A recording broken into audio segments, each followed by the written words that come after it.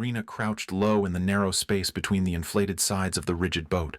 Her weight braced against the rise and fall of the swells. The engine's low growl was muffled under the constant hiss of wind-driven spray that slashed across the deck. Ahead, the platform loomed like the shadowed frame of a drowned city, its rust-streaked legs vanishing into the black water and reappearing with each heave of the sea. From a distance, the steel looked abandoned, but she knew there were eyes up there, scanning the dark. The night air was cold enough to bite through the fabric at the joints of her gloves. Salt water beaded on her visor and slid down in thin streaks, finding the seam at her collar and running across the base of her neck. She blinked against the sting, letting her gaze adjust to the blurred edges of the silhouette ahead. The legs dripped in steady rhythm, each drop lost to the foam before the next fell, a clock marking their approach. She kept her voice low as she checked the faces of her team in the dim glow of the boat's covered instrument panel. 4 in total, hunched in their gear, weapons sealed in plastic, eyes on the target. They had trained for boarding vessels at speed and for moving in narrow hallways. But this was different. Here the sea was the first fight, and the platform the second. A gust hit broadside, sending spray needling across her cheek. She turned into it, scanning the upper decks where the wind cut gaps through the steel lattice. Somewhere above, a spotlight bloomed to life and began to sweep the water. It slid past them, a pale oval across the waves, and then swung away toward the far side. She let the breath she had been holding out slowly, watching the beam fade. The hull smacked against a rising swell, jarring knees and shoulders. The sound was quickly swallowed by the steady boom of waves striking steel. Rena focused on the legs of the platform as they drew closer. The lowest parts were coated in barnacles and sea growth, the crust thick enough to tear at any careless grip. She imagined the scrape of shell against fabric, the sound of it even under the roar of the tide, and adjusted her plan. The boat's speed dropped as they entered the platform's shadow. The air changed here, heavier and colder, carrying the smell of rust and salt in equal measure. Water churned around the base supports, whitecaps breaking into spray that burst upward and fell back in glittering arcs.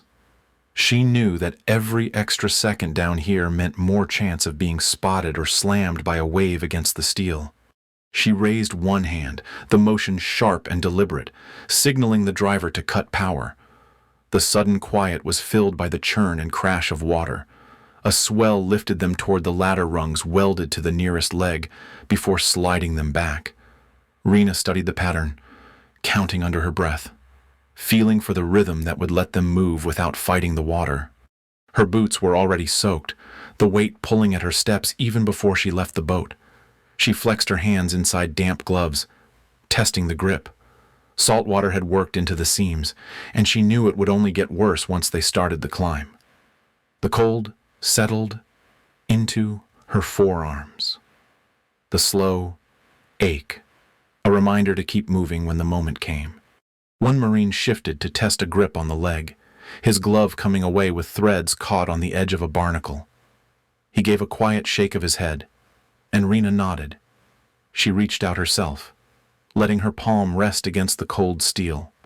The barnacles rasped under her touch, a small but certain warning that careless contact could slow them. She noted where the surface was clear enough to hold, storing each safe point in her mind. Above, the faint echo of movement reached her through the wind.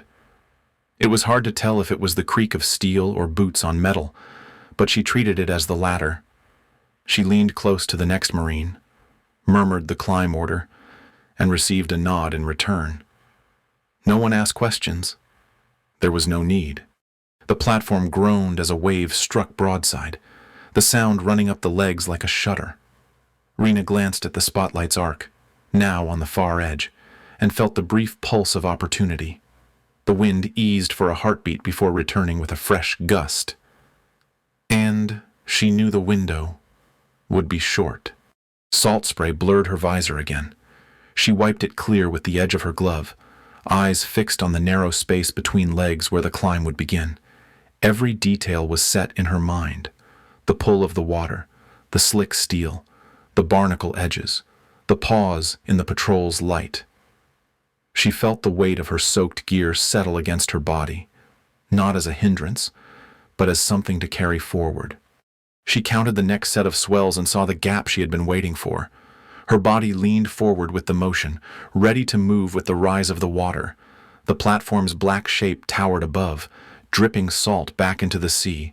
She gripped the steel, feeling the rasp beneath her palm, and committed to the climb that would take them into the heart of it. Rena led the climb, hands finding each rung with the care of someone who knew the difference between steady movement and a fall. The metal was cold and slick, groaning under her weight. Rust broke away in flakes, sticking to her gloves before sliding off into the black water below. She kept her pace even, letting the others match her rhythm so the structure's creaks stayed constant. Nothing that would carry upward as an odd sound. A deep boom rolled through the hollow leg beneath her. The echo stretched and warped until it felt like it came from everywhere. She paused just long enough to read it, recognizing the pressure of a wave striking far below. The vibration lingered in the steel, a reminder that the sea could reach them even here. She shifted her grip and moved on, boots scraping lightly against the ladder to keep her balance. Halfway to the first platform, a grunt sounded behind her. She glanced down and saw one Marine peel his glove back to check a tear. A barnacle had caught the seam and ripped the fabric clean through. She kept her voice low as she told him to wrap his fingers in a strip of webbing from his gear, the material giving him both protection and grip. The adjustment slowed them, but it was better than a torn hand halfway up. The ladder ended at a narrow catwalk, or what was left of it.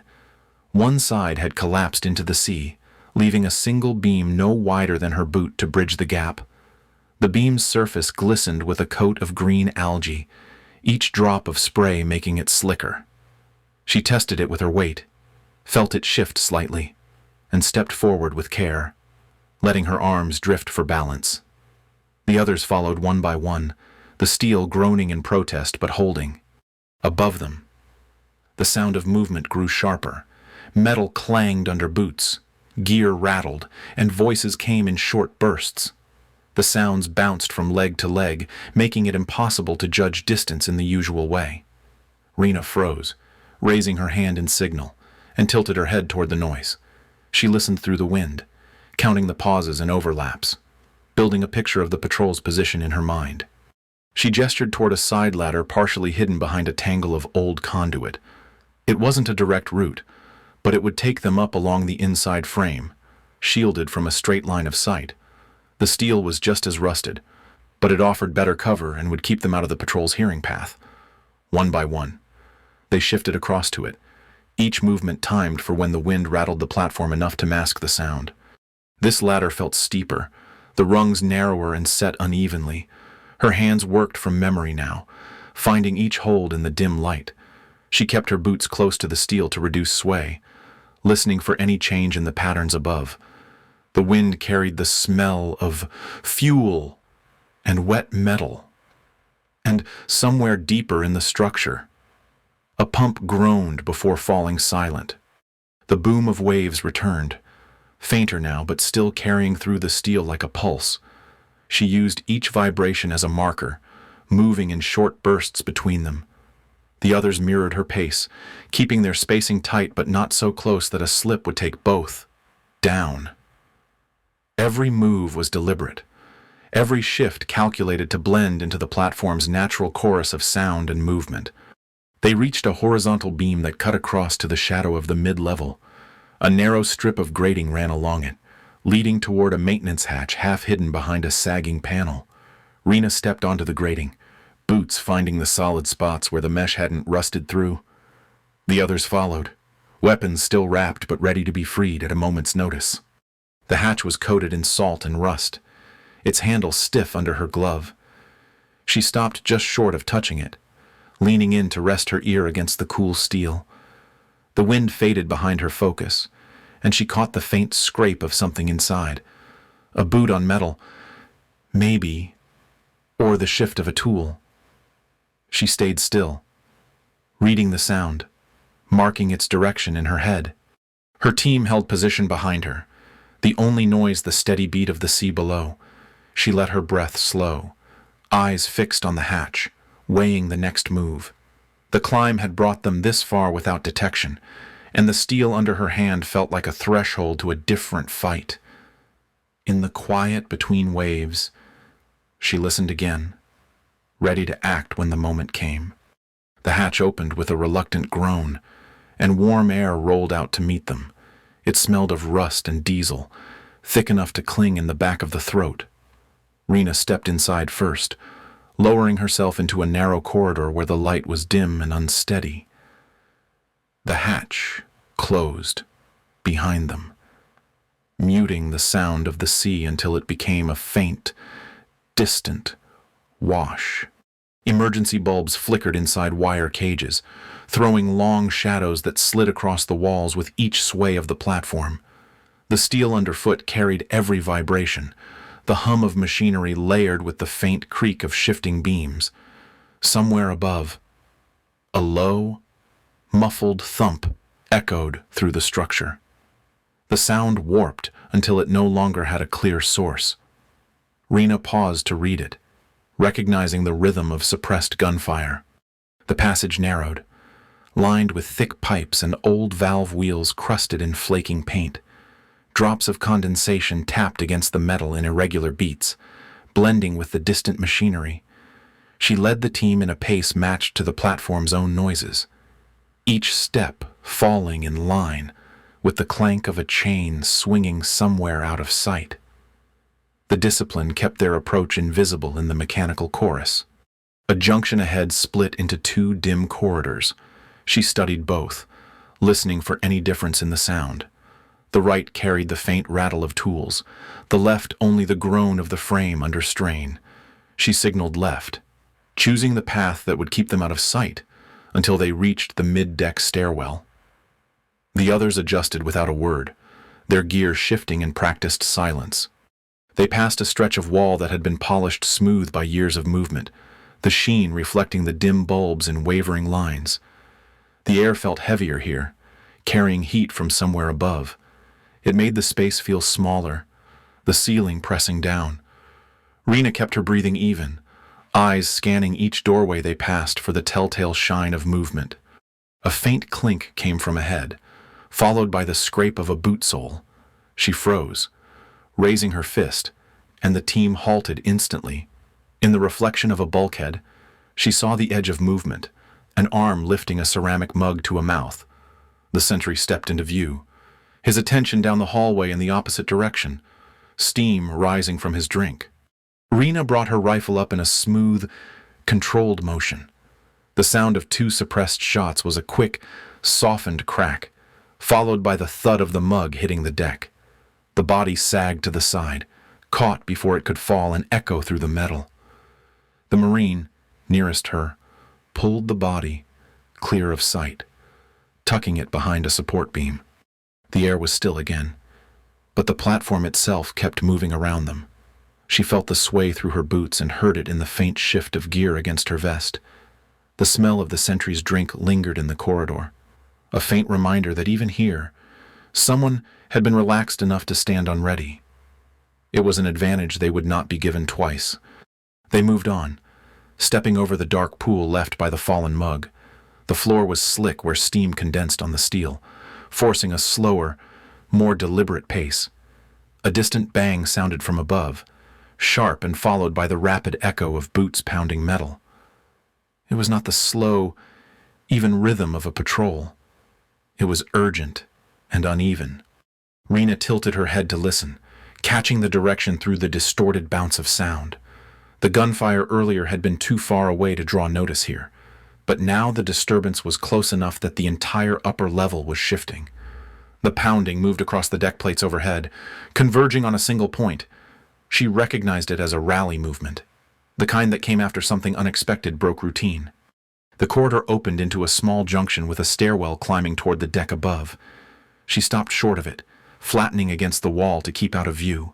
The light from the next level spilled down in trembling bands, and the noise above was growing. The metal itself seemed to hum with movement, as if the platform was aware of their presence. She raised her hand, signaling the team to hold position. Her eyes stayed fixed on the shadows moving at the top of the stairs, their shapes shifting with each pass of a figure above. The sound was still disorienting, bouncing off walls and through pipes. But she had enough to know that the shift change they had counted on was gone. The platform's defenders were moving now with purpose, and the advantage of surprise was narrowing. The hatch swung open into a wall of wind and water. Rain swept across the grated deck in sheets, stinging exposed skin and drumming against steel with a force that blurred sound into a single roar. The salt spray from below was carried upward by the gusts, striking Rena's visor in sharp bursts that ran into rivulets down her field of view. She stepped out first, boots gripping the slick metal, eyes lifting toward the shadowed outlines above. The deck swayed underfoot, the sensation made worse by the dizzying cross pattern of rain and spray. Far below, waves smashed into the platform's legs, sending vibrations through the frame that rattled every beam and railing. The smell of the ocean was overpowering here, mixed with the metallic tang of wet rust. A sudden flare of light cut through the storm, the beam of a searchlight swinging past like a pale ghost in the haze. It was barely visible until it came close, the air itself brightening in the rain before the oval of light burned into view. Rena ducked, letting the beam pass overhead, then rose in time to see movement near the base of the mast stairwell. Enemy shapes shifted behind the railings, rifles raised in short, controlled bursts. The wet air turned each shot into a muted pop, the muzzle flashes blurred by the downpour. Tracer rounds hissed through the rain, leaving faint arcs before vanishing into the night. One struck a beam near Rena's head, scattering a spray of hot fragments that hissed as they cooled in the water around her. She moved low and quick, her boots slipping slightly before catching on the textured grate. Behind her, one Marine steadied another as the deck shuddered under a heavy wave strike. The impact rolled under them like a living thing, almost lifting their feet before settling again. Rena used the motion to shift her position forward, letting the gusts and sway hide the sound of her boots on the wet steel. The enemy kept firing from their partial cover, retreating a few steps up the stairwell each time they paused to reload. She could see their shoulders rising and falling with the effort of firing in the wind, their footing just as uncertain as hers. She signaled the team to split, two taking the far side of the deck while she and another Marine advanced along the near railing. The wind's howl masked their movement, the rain smearing outlines into formless shapes. Rena kept her eyes on the timing of the searchlight, counting the seconds between sweeps. She moved only when the beam was angled away, blending her shadow into the deck's shifting lines. A sharp gust drove the rain sideways, momentarily reducing visibility to only a few meters. Rena took the opportunity, crossing an open stretch at a run. The metal rang under her boots, but the storm swallowed the sound. Ahead, the stairwell loomed like the mouth of a funnel, the railings slick and rattling in the wind. The enemy fired again, but their aim was wide, the rain bending trajectories and turning sightlines into guesswork. One Marine on the far side leaned out to return fire, rounds striking sparks off the stairwell's lower steps. The noise was swallowed almost immediately by the wind, reduced to a faint echo that seemed to come from somewhere else entirely. Rena crouched behind a low support, wiping her visor with the back of her glove. The water smeared, but she could see enough to judge the distance. The enemy was nearly at the halfway point up the stairwell now, still firing in short bursts but with less coordination. She could sense their uncertainty, the way the weather eroded confidence as surely as it did visibility. She moved again, sliding along the deck to close the gap. Every step was matched to the rhythm of the storm, the slam of a wave, the whistle of wind through steel, the thud of a distant impact. Her body felt tuned to it, as if the chaos outside had its own logic that she could read. Each movement brought her closer to the base of the stairwell without drawing a single shot. The team converged, one group from each side, meeting under the cover of the lowest railing. The enemy had paused their retreat, firing from the next landing as if unsure whether to hold or fall back further. Rain pooled at their feet, running down the steps in a steady stream. Rena signaled her team to hold. Rifles aimed upward. The searchlight swept wide again, briefly illuminating the wet steel around them before swinging away. For a moment, the storm seemed to hold its breath.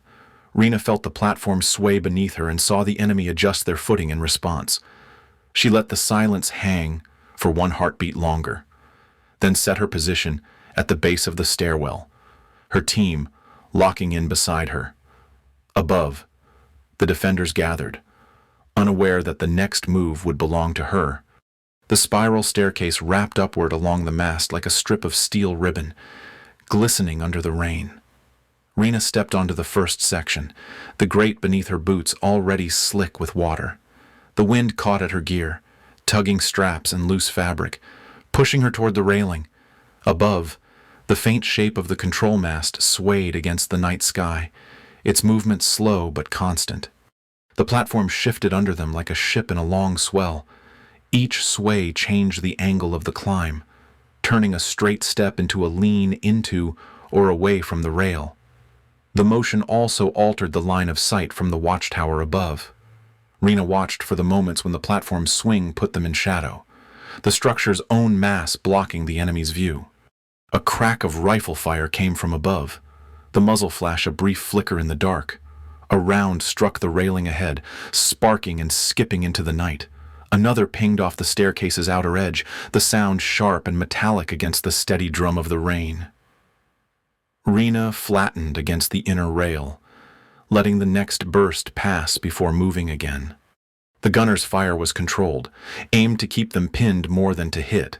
She could feel the timing between bursts, the pause for aim, the shift in stance. Each was affected by the platform's sway just as much as their own movement. She counted those beats, marking the dips when the mast leaned into the wind and the gunner's angle was worst.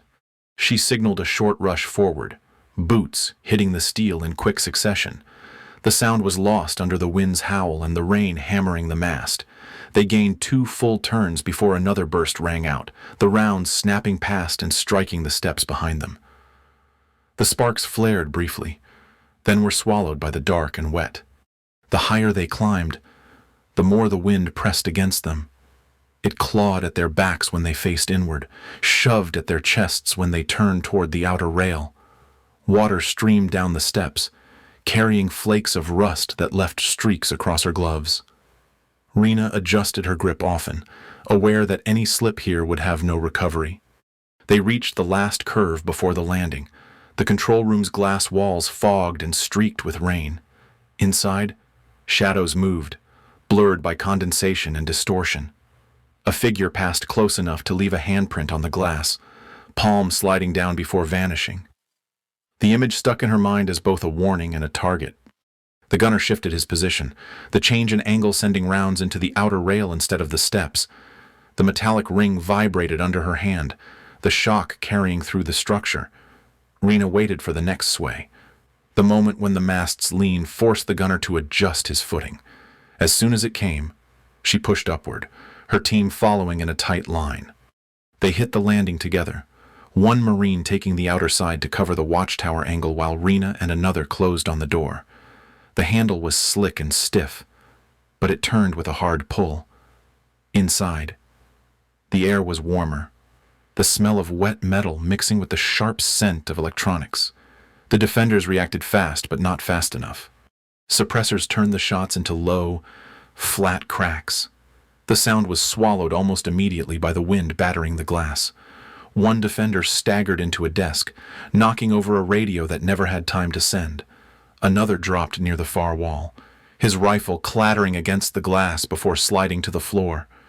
The room went still except for the hum of the equipment. Rena stepped to the center of the control room, her visor streaked with salt water and rain. Outside, the storm still wrapped the platform, searchlight beams drifting without a target. She could see the ocean below in brief flashes, white water striking the legs in steady rhythm. The spiral they had climbed gleamed under the wet. A narrow path now claimed. She keyed her comms, the wind catching her voice but not the words. The channel carried her steady tone to the rest of the team and beyond. Steel reef clear. No more eyes on the water. The confirmation hung in the air as the platform swayed again, this time without resistance from above. The wind had lost some of its edge, though it still pressed steady and cold across the open decks. The sea below kept its power, waves striking the steel legs with a sound that carried up through the frame. Each impact sent a faint vibration through the grating under Rena's boots. No longer a threat, but a reminder of what they had worked against. The air was clearer now, the rain pulling back into drifting mist around the edges of the platform.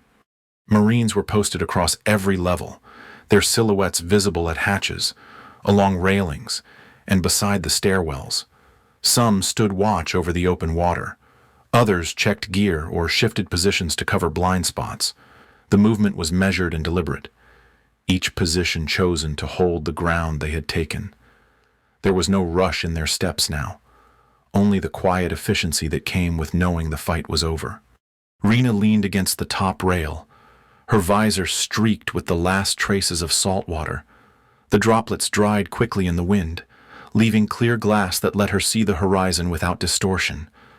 Out there, faint lights marked where the enemy fleet lay beyond visual range of the platform's instruments.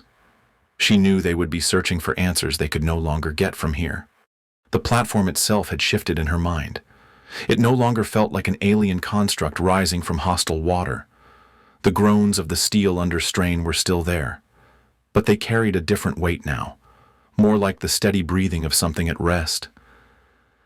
Every surface they had crossed earlier, the slick beams, the narrow ladders, the rusted hatches, was part of their ground now. She lifted one glove and brushed it against the other, dislodging a thin layer of barnacle grit.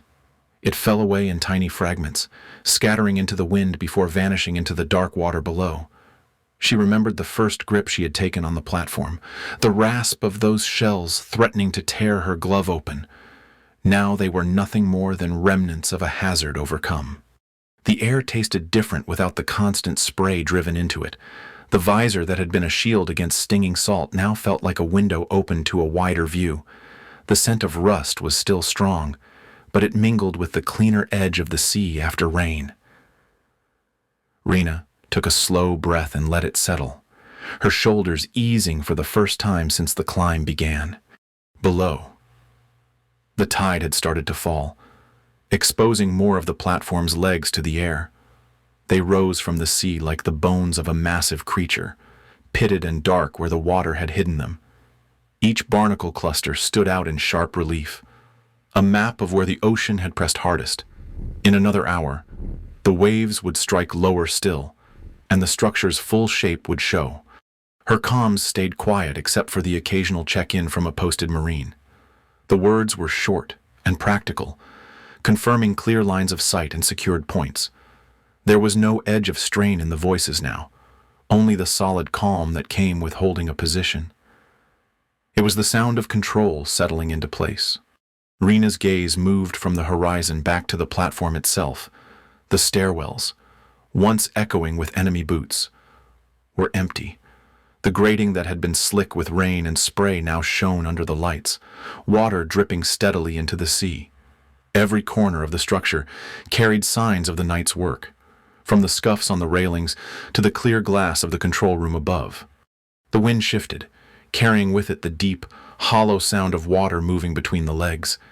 It had been the same sound that greeted them on arrival, but now she heard it differently. It no longer masked danger. It marked the steady rhythm of a place they had learned to read, adjust to, and claim. She let her hand rest on the rail, the steel cool under her glove.